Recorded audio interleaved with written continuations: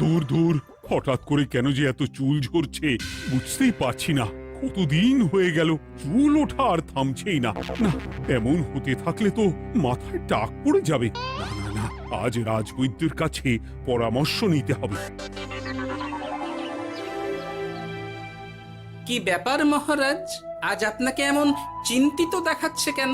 জীবনে বড় দুঃখ গোপাল, মন মেজাজ একদম ভালো নেই। সে কি কি হয়েছে মহারাজ? গোপাল থাকতে দুঃখ কিসের? আর বলো না,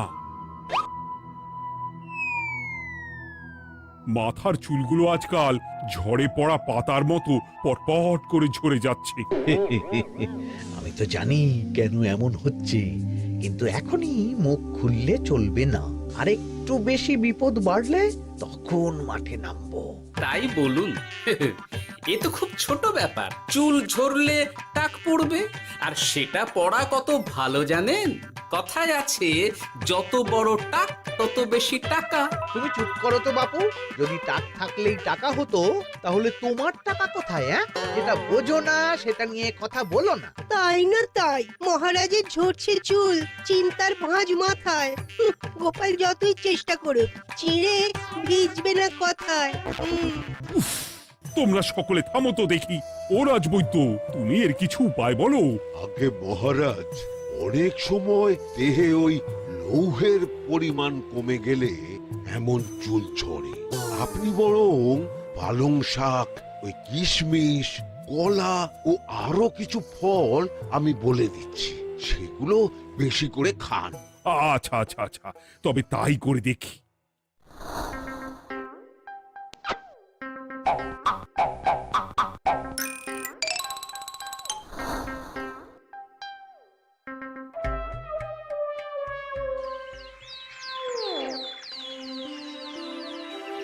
ও রাজবৈদ্য, তোমার কথা মতো শাক পাতা ফলমূল সবই তো খেলাম, চুল ঝরা বন্ধ তো হলোই না।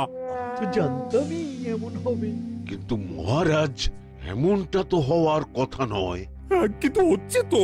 আরে আমার সাধের চুল, কোথায় চলে গেলি সব? এর জন্য তুমি দায়ী, তুমি এর জন্য শাস্তি পাবে বৈদ্য। আমাকে আমাকে ক্ষমা করে দিন মহারাজ, এমনটা হবে এ তো আমি ভাবতেই পারিনি। কিছু মনে করবেন না মহারাজ, ছোট মুখে বড় কথা বলছি, কিন্তু সত্যি এখানে রাজবৈদ্যর কোনো দোষ নেই। ওকে শাস্তি দেওয়াটা ঠিক হবে না মহারাজ। দেখেছেন মহারাজ, গোপালের সাহসটা দেখেছেন? আপনার মুখের উপর কথা বলছে।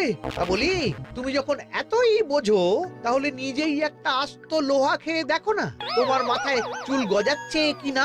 ঠিকই আছে, এসব মূর্খের মতো কথা কেবল আপনার থেকেই আশা করা যায় মন্ত্রী মশাই। মহারাজ, আপনি বিচক্ষণ মানুষ, আমার শুধু অনুরোধ, আরেকবার ভেবে দেখবেন। ঠিক আছে, রাজবৈদ্যকে আমি শাস্তি দেব না, কিন্তু সকলের জন্য আমার একটা ঘোষণা আছে। কি ঘোষণা? আমার এই কঠিন সমস্যা যে দূর করে দিতে পারবে, তাকে আমি বিশেষ পুরস্কারে ভূষিত করব। এই তো পেয়েছি, এই সুযোগ কোনোভাবেই হাতছাড়া করা চলবে না। এবারের সমস্যাটা সত্যি বেশ কঠিন। কি করলে যে মহারাজের চুল পড়া বন্ধ হবে সেই উপায় মাথাতেই আসছে না। হঠাৎ করে কেন যে এমন হলো কে জানে।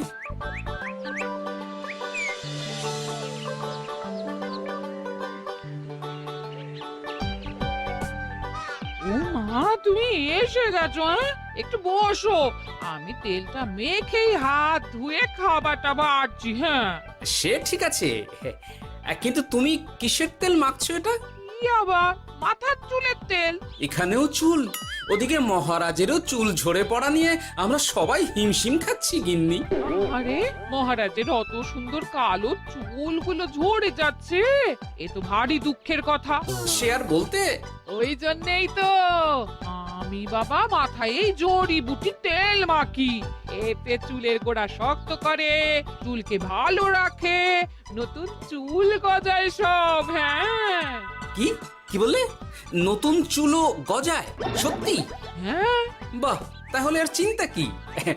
আমাকে এই তেলটা একটু দিতে পারবে গিন্নি? মহারাজকে দিয়ে আসি। উনি বলেছেন যে ওনার সমস্যা দূর করতে পারবে তাকে উনি পুরস্কার দেবেন। উমা, এই তাই নাকি? এই তো দারুণ ব্যাপার গো। নাও নাও নাও, তেলখানা নিয়ে মহারাজকে কাল দিয়ে এসো তাহলে।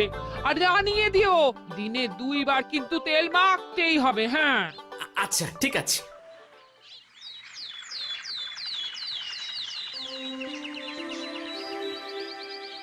কোনো উপায় খুঁজে পেলে তোমরা? আগে মহারাজ, আমি আপনার জন্য নকল চুল বানিয়ে এনেছি। যতদিন আপনার চুল পড়া বন্ধ না হচ্ছে ততদিন আপনি এটা পরে ব্যবহার করতে পারেন। সে তো বুঝলাম, কিন্তু নকল চুল তো আর আসল চুলে জায়গা নিতে পারবে না বিজ্ঞানী। আসল চুলের কথা ভেবে আমি আপনার জন্য কেশুত্তে পাতা এনেছি মহারাজ। আচ্ছা বেশ। তা গোপাল, খুব তো আগের দিন বকবক করছিলে, তুমি কি এনেছো শুনি? সেটা যথাসময়ে দেখতে পেয়ে যাবেন মন্ত্রী মশাই। এটা জড়িবুটি তেল মহারাজ। আমি এটা আপনার জন্য এনেছি। এতে নতুন চুল গজায় আর চুলের স্বাস্থ্যও ভালো হয়। আমার গিন্নিও ব্যবহার করে এটি, তবে দিনে 2 বার করে মাখতে হবে, তাহলেই ভালো ফল পাবেন মহারাজ। বাবা, তাহলে তুমি কেন মাখো না? আচ্ছা, আপনার সমস্যাটা ঠিক কোথায় বলুন তো মন্ত্রী মশাই? মহারাজের জন্য কিছু আনলেও কথা শোনান, না আনলেও কথা শোনান। সত্যি তো মন্ত্রী, কেন তুমি সব সময় গোপালের পিছনে পড়ে থাকো বলো তো? এরা তো তাও সবাই কিছু না কিছু আমার কথা চিন্তা করে এনেছে, তুমি তো সেটাও করনি। না আসলে মহারাজ, আমিও ভাবছিলাম আপনার কথা, কিন্তু থাক, বুঝেছি। আহ, দারুণ। তেলের গন্ধটাও খুব সুন্দর। গোপাল, তোমায় অনেক ধন্যবাদ। আশা করছি ব্যবহার করলে খুব ভালো ফল দেবে। একদম দেবেই মহারাজ। দূর বাবা, ভেবেছিলাম এক হলো আর এক। কোথা দিয়ে যে গোপালটা মাঝখান দিয়ে এসে নাক গলিয়ে ঢুকে পড়ে, খুব শক্ত পুরস্কার নেওয়ার। দেখাচ্ছি মজা।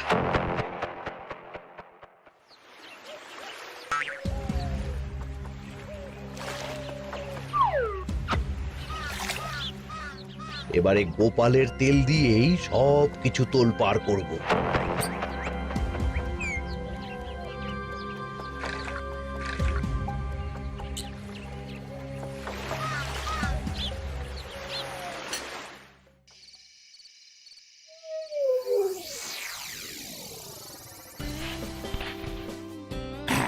ব্যাস, হয়ে গেল 2 বার মাখা। গোপাল বলেছিল এতেই ভালো ফল পাব, কিন্তু এখন মাখার পর মাথাটা কেমন জ্বালা জ্বালা করছে মনে হচ্ছে। হয়তো নতুন চুল গজাবে বলে এমন হচ্ছে। কাল সকালে বোঝা যাবে। এতক্ষণে বোধহয় ছোট ছোট চুল গজিয়েই গেছে। কি এটা চুল গজানোর তেল ছিল নাকি পড়ে যাওয়ার? হে ভগবান, যেটুকু বাকি ছিল সেটাও ঝরে পড়ে টাক পড়েই গেল। হ্যাঁ, গোপালই হলো যত নষ্টের গোড়া। আজ আসুক সভায়।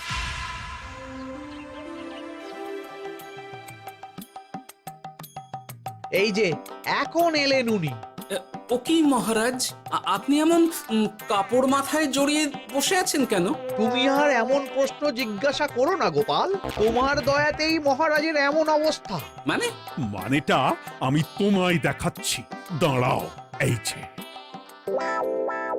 গোপালের দেওয়া তেল মেখেই আমার এমন হয়েছে, আর তার জন্য আমি তোমাকে কোনোদিনও ক্ষমা করব না গোপাল। বিশ্বাস করুন মহারাজ, আমার গিন্নিও মাখে এই তেল, কিন্তু এমন কিছু তো এখনো পর্যন্ত ঘটেনি। আমি আর কিচ্ছু শুনতে চাই না। আমার মাথা ভর্তি চুল আমি ফেরত চাই। যতদিন না আমার মাথার সব চুল ফিরে আসছে ততদিন আমি তোমার মুখও দেখতে চাই না। মহারাজ, আপনার কোনো চিন্তা নেই, আমি তো আছি। এবার এই সমস্যার একটা সমাধান আমি করেই ছাড়বো। কি ব্যাপার, মন্ত্রী মশাই এত লাফাচ্ছে কেন? এসবের পেছনে আবার ওনার হাত নেই তো? না, ব্যাপারটা পরে দেখতে হচ্ছে।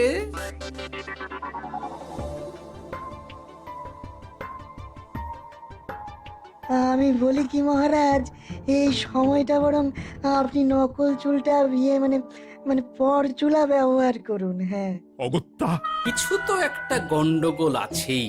গিন্নিও তো রোজ মাথায় তেল মাখে, কই এমন তো হয় না। মন্ত্রী যদি কিছু করেও থাকে তাহলেও হাতে নাতে ধরবো কিভাবে? ও কি গো গোপাল দাদু, এখন এই সময় তুমি রাজসভা ছেড়ে এখানে? তোদের দাদু আর রাজসভায় যাবে না রে? কি বলছো গো? কেন? আর কেন, বিনা দোষে এমন শাস্তি। তোমায় শাস্তি দিয়েছে, তুমি শুধু বলো কে তোমার সাথে কি করেছে, বাকিটা আমরা বুঝে নিচ্ছি। আচ্ছা বলছি, কৃষ্ণনগরের মন্ত্রী মশাইয়ের বাড়িটা কোন দিকে একটু বলতে পারবেন? কৃষ্ণনগরে নতুন নাকি? আগে তো আপনাকে কখনো দেখেছি বলে মনে পড়ছে না।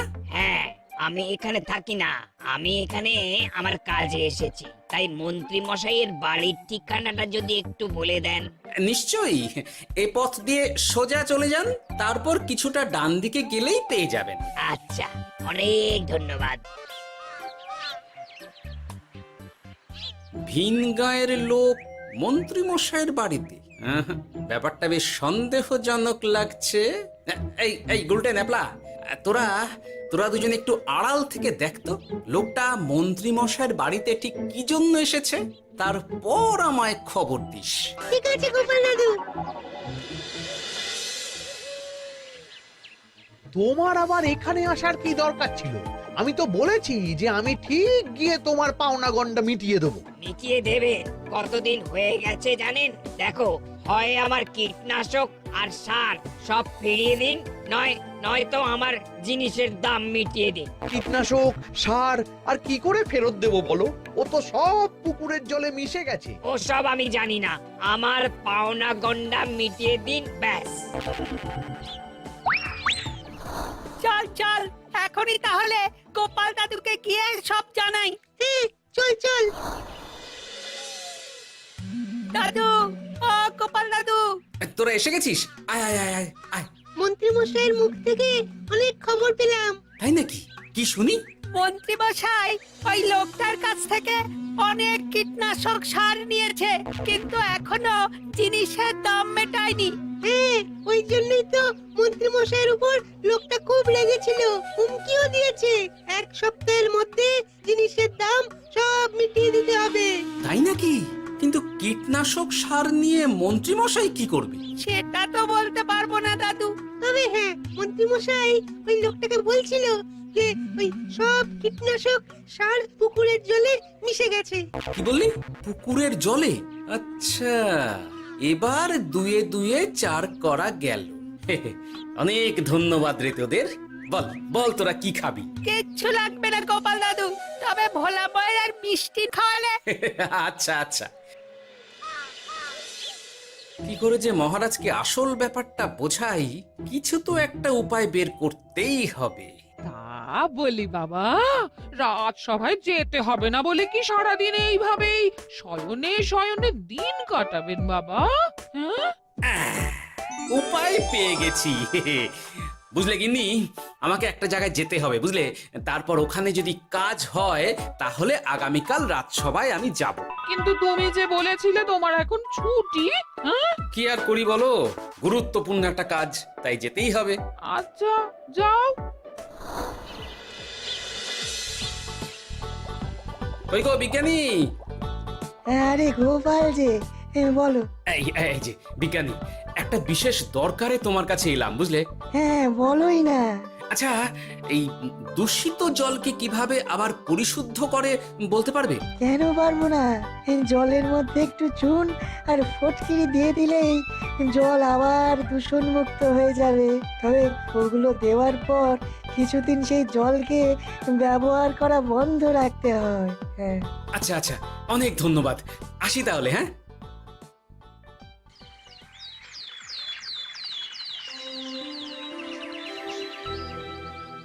ছায়া পড়েছে, ছায়া পড়েছে, আমি বেশ বুঝতে পারছি তার ছায়া পড়েছে এখানে। কার ছায়া পড়েছে? আজকাল তোর মাথা থেকে অনেক চুল ঝরে পড়ছে, তাই না?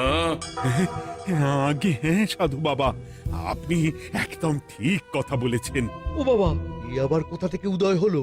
আরে আমি একা গিয়ে সেই স্নানের পুকুর পরিদর্শন করতে চাই। যথা আজ্ঞা বাবা।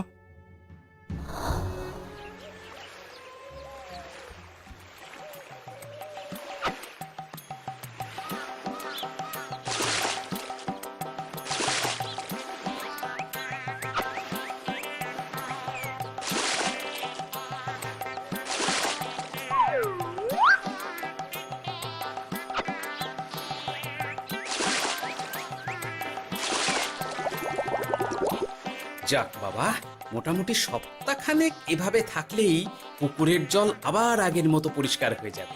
এবার শুধু মহারাজকে একটু বুঝিয়ে বললেই হয়ে যাবে।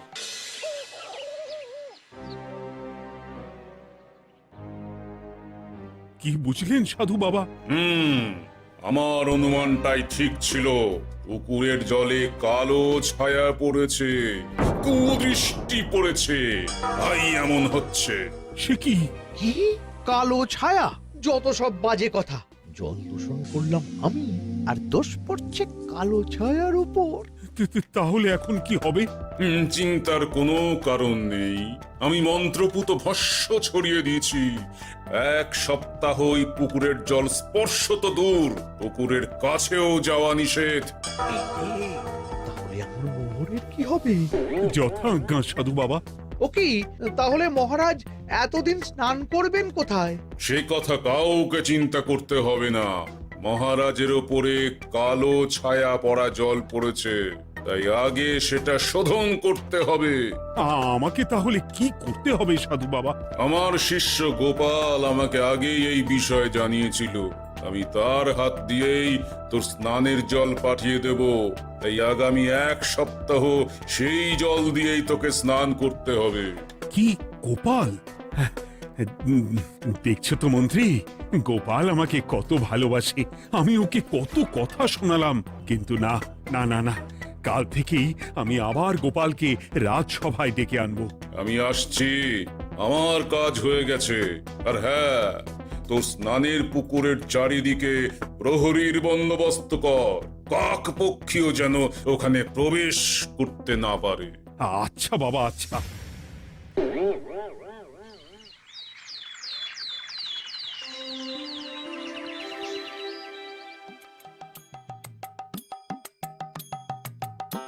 গোপাল, তোমাকে আবার এখানে দেখতে পেয়ে আমার খুব ভালো লাগছে। তোমার গুরুদেব গতকাল এসেছিলেন, কিছু মনে করো না।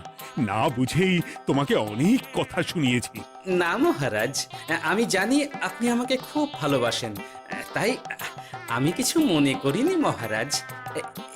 এই নিন, আমি আপনার স্নানের জল এনেছি। হ্যাঁ হ্যাঁ হ্যাঁ, দাও দাও দাও।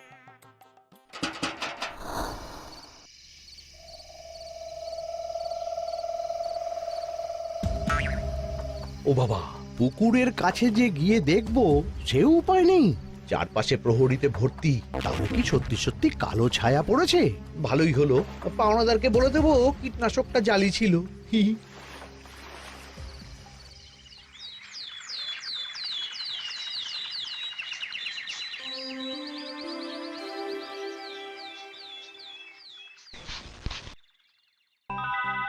এই তো আমার সেই পুরনো কালো চুলগুলো আবার ফিরে এসেছে। আহা, কি যে আনন্দ হচ্ছে দেখে। আজ 1 সপ্তাহ সম্পূর্ণ হলো। গোপালের জন্য আমার স্নানের পুকুর থেকে কালো ছায়া দূর হয়েছে। আমাকে এই সমস্যা থেকে দূর করার জন্য আমি গোপালকে 100টি মোহর উপহার দিতে চাই। ধন্যবাদ মহারাজ। দূর, আমার আর ভালো লাগে না। সব সময় গোপালই মোহর পায়, এটা তো আমার পাওয়ার কথা ছিল। এদিকে আজকে পাওনাদারও আসবে।